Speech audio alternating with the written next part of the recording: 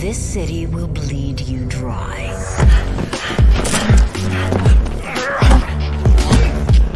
You're young. You'll fight over scraps. Safety is bought with blood.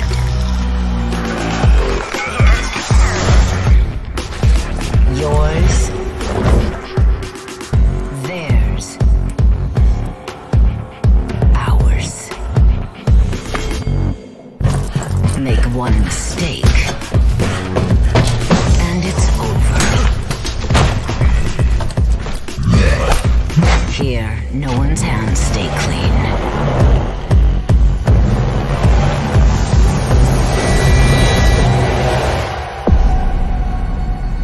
You will come to despise it as much as I do.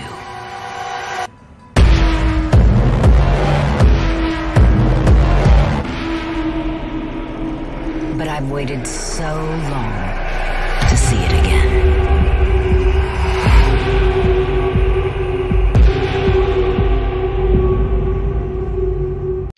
Hello guys, it's your boy Kakarot here, and today I just want to talk about the new Vampires the Masquerade Bloodlines 2. Fucking 2!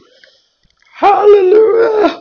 Praise be the gaming gods. I would have done a trailer reaction for this, but it was kind of, when I seen it pop up, I stupidly clicked on it because it was kind of this can't possibly be real moment. Pinch me, I must be dreaming. And I kind of watched it. It just, impulse got the better of me there. So I do apologise that there's no trailer reaction for that, because believe me, I was screaming and whining like a little girl. Basically, for this one, I just want to talk about why this game has a special place in my heart and for the hearts of many, basically. And because it is a very, very old game, and I think for the new generation coming into gaming now, there's a lot of people that I may have missed this. And for all its flaws that I want to get into, it really was a hidden gem of a masterpiece way before its time, and very much underappreciated when it first came out. But through its loyal fan base, unofficial patches, and mod support that's been going on near enough. When did it release? 2004, something like that. Well over 10 years. Well over 10 years, and this game is just, the fans just keep giving. And the game is phenomenal. Basically, when it released, way back when, it released to a lukewarm reception. It was published by Activision at the time, and the game wasn't finished.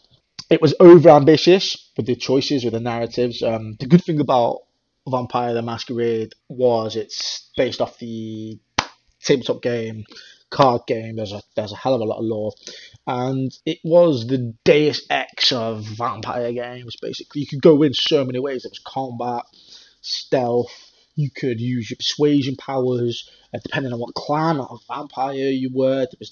Could affect missions and simultaneously different ways. There was a lot of ambition into this game, probably a lot of work for what the game was trying to be at the time. And Activision eventually, after pouring so much money into this game, said, right, okay, look, we need to release this. You've got this amount of time. Do it now. And we've all known that when publishers push games that aren't finished to release, they turn out to be buggy, broken messes, which unfortunately Vampire the Masquerade Bloodlines was.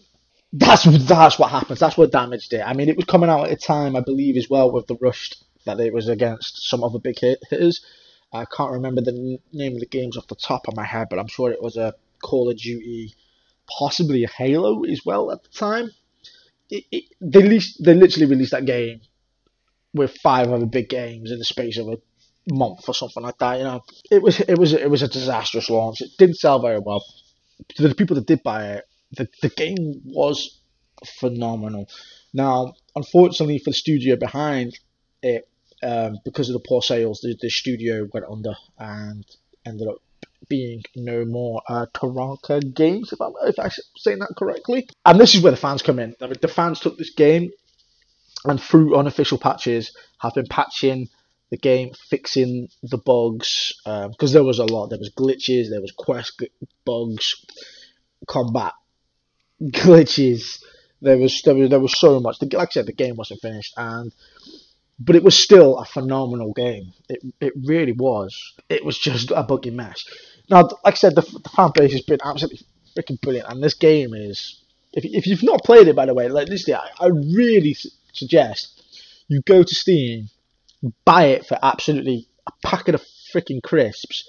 Install the unofficial patch, which you can find in pretty much most modder sites, and play this game the way it was intended to be through the fans' absolute sheer will and passion for this game. It was just amazing. It was just amazing. The story was great. The way the quests had panned out was fantastic. The atmosphere as well. But not only that, the thing that was most impressive about Vampire the Masquerade, the original, was the characters themselves. Every NPC had a backstory, had character, charisma, personalities, and it helped so much in the world. The world was dark. It was fantastic. The best thing that game did was make you feel like an ass kicking vampire of the night. It was excellent going into combat when you've done your perks up, or making yourself for stealth, or seducing somebody if you want to go that way, depending on your clans. There's just so much about the game.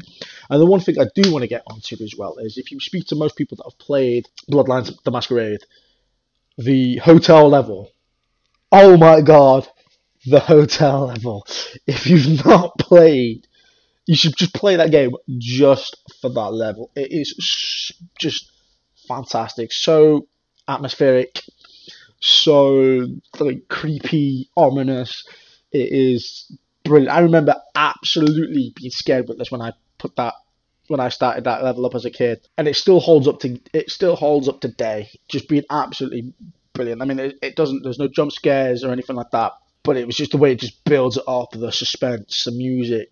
It really is. It really is one of, I think personally, gaming's all-time greatest little levels. It is absolutely brilliant. That hotel level in the original. But I think it's important maybe to temper expectations for this second one, because it has been so long. It's been so many years. It's a different team, a different studio. It's going to be very hard, I think, to get that feel for that game that Bloodlines did so well. I think as well that time has moved on as well. It was a very early 2000s, 90s influenced vampire, gritty, gothic kind of game. And I think with this one, which is being set in Seattle with a new team as well, I think there's a lot of politics probably going to play a part of this. From what I've read from a lot of articles, they're going to try and put a bit of a political emphasis on this game. Now, Vampire the Masquerade and the Vampire franchise has always been quite political between the clans of vampires, the way that they integrate into the human world and the rules and stuff. Whether or not you agree with it or not, different clans have their own different set of rules. But I think that with the time, obviously, in real life has moved on now, I think it doesn't fill me with a massive amount of, that's what I want to see in a vampire game. Personally, I just want to feel like a kick-ass vampire. I want to go around being able to seduce people if I can. I want to be able to kick ass in combat. I want to be able to trick people into doing things for me, like, to get my way out of fights and stuff. You want to feel every part as like a vampire should be.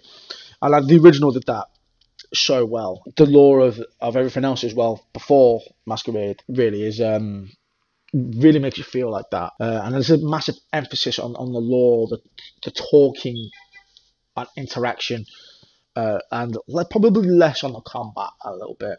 But all the things you can do. Now with this game, like I said, I'm more excited at this point just to be getting a sequel to this game, just to be getting a sequel and being like, yes, thank folk for this. I think happiness and stuff will maybe damper down when I see more of the gameplay, maybe see more of the game, and I hope that they make this game every bit as justice. I think it's going to be hard to match the levels of the first one, but at the same time, I'm just really excited to be able to dive into that world again at some point and be able to do all the cool things a vampire should. Like I said, guys, what do you think of the announcement for Vampire 2? Were you happy? I mean, I was jumping for joy. Just at this point, At this point, it's really hard for me to say that I care if the game's going to be fucking fantastic or brilliant. I'm just stoked to get a second game, man. A second game. Absolutely stoked. So, yes. Let me know in the comments what you guys think. Will you be jumping into this one? Or are you going to wait? Are you going to see more news leading up to this game? Or are you already on the Vampire Blood train? Because I certainly am, if you can't already freaking tell. Like I said, guys, if you enjoyed this chat, like I said, it's just my own personal, one man's personal opinions in this about this game and how I am looking forward to it. If you like this, guys, and you like this video and me talking about stuff like this a bit more, then please, guys, smash me a like. Also, and hit that subscribe button. Really helps my small channel grow. I can do more stuff like this, and it kind of shows me that you guys like it as well. And I know then what kind of content to more focus on in the future. Also, if you subscribe as well, I got a shit ton of new content on the way. I'm trying to collab with a few other guys, a few other YouTube channels, trying to do some stuff for movie reviews, vlogs. There's all sorts coming. So make sure you hit the subscribe button and stay on board. I look forward to that in the future. This is Kakarot, signing off, the last surviving member of the Nostromo, and I will see you guys next time. Bye.